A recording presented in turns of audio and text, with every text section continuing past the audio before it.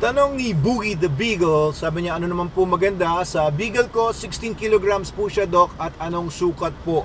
Of course, ang pinakamagandang pagkain ng mga Beagles and all other medium dogs, all other dogs ay SDN, Super Dog Nutrition. Of course, SDN 42 is the best, no? Sa lahat ng mga lineup namin ng SDN dog food. So, yung Beagle po ninyo, 16 kilogram, I'm assuming this is an adult dog. You only have to feed 160 grams of SDN per day. Ibig sabihin yung 1 kilo, tatagal na ng mga 7 days, 1 week. 1 kilo lang ipapakain niyo po dyan. Ganun katipid ang SDN 42. Bakit mas maganda ang SDN 42 para sa Beagle ninyo and para sa ibang mga aso kaysa sa mga ibang dog food? Kasi SDN 42 has the highest animal meat content sa lahat po ng mga dog foods in the market.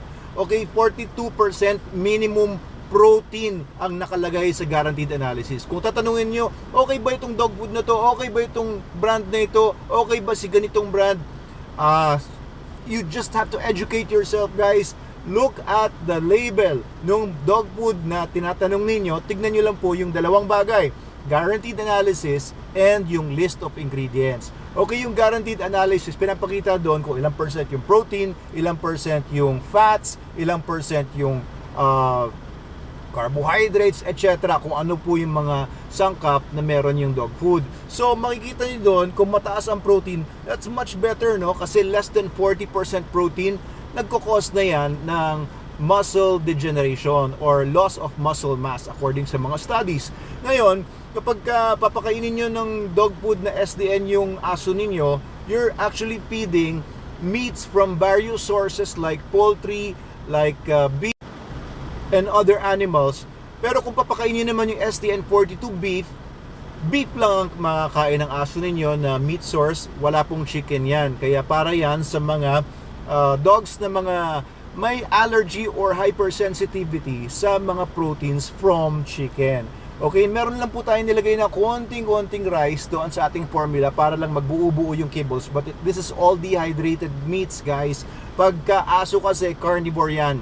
They are descendants of wolves. Ibig sabihin, yung lahat ng mga dogs, mapa-beagle man yan, shih tzu man yan, great dane man yan, lahat yan galing po yan sa wolf. Dinomesticate lang and selective breeding over many generations for centuries na. So these dogs that we have at home are actually carnivores, and ang proof niyan ay nasa ngipin. Tingnan nyo ang ngipin, so obvious.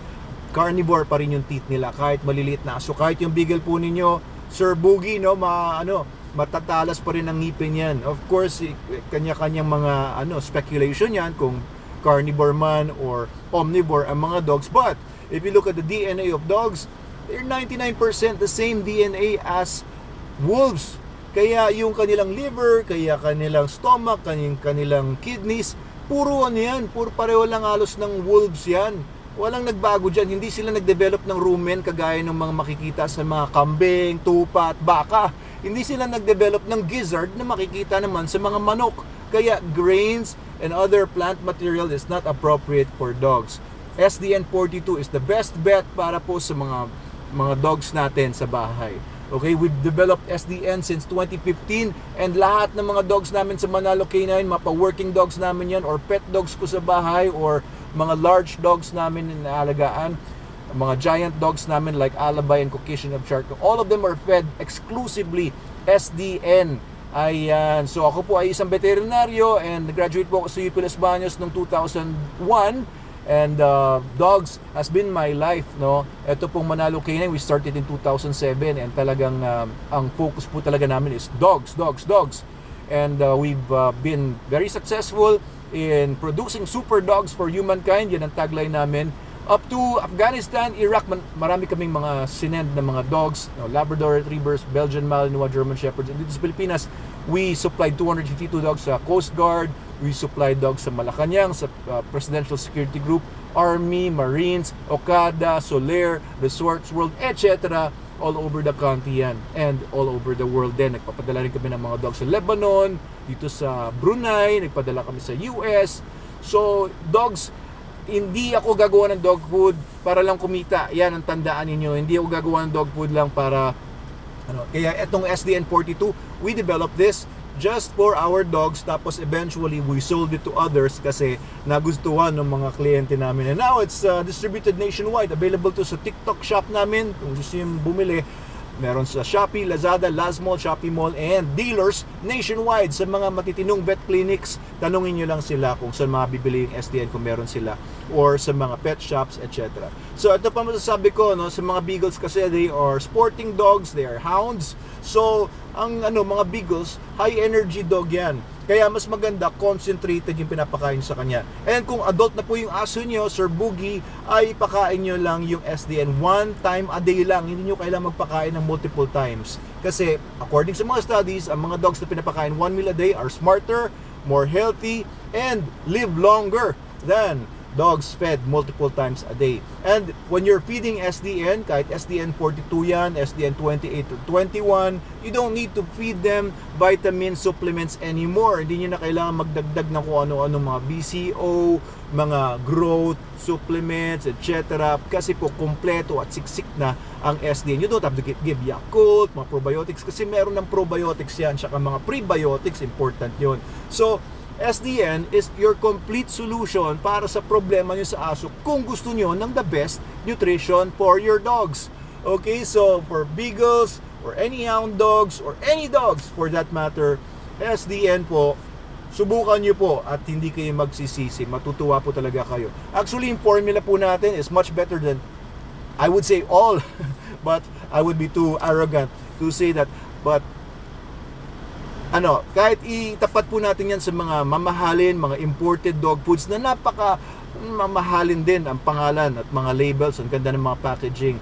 Pangit yung packaging ng ilang mga sizes natin, lalo yung malalaki, no? Nakasako lang, pero yung loob niyan, yung laman niyan, hindi po matatawaran yan. I'm telling you po, no? From the bottom of my heart and from the bottom of my brain, kung meron man nun, ay mag-SDN na po kayo and you'll really, really love it. Makikita niyo yan sa resulta din sa mga dogs po ninyo. Kung mag-shift po kayo from other dog brands, you can do the transition na unti-unti, but you can do it already immediately. Basta bigyan nyo lang sila ng proper amount. Huwag nyo bibiglain na ang dami nyo kagad papakainin kasi gustong-gusto ng aso ninyo. Just give 1% ng body weight. Kung yung aso ninyo ay 10 kilograms, you just give 100 grams per day.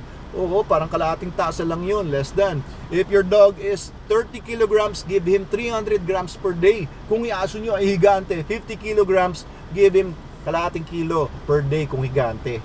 Okay, pero pa yung mga puppies, you have to feed them multiple times a day kasi puppies pa sila. Lahat yan nakasulat naman dun sa packaging ng SDN.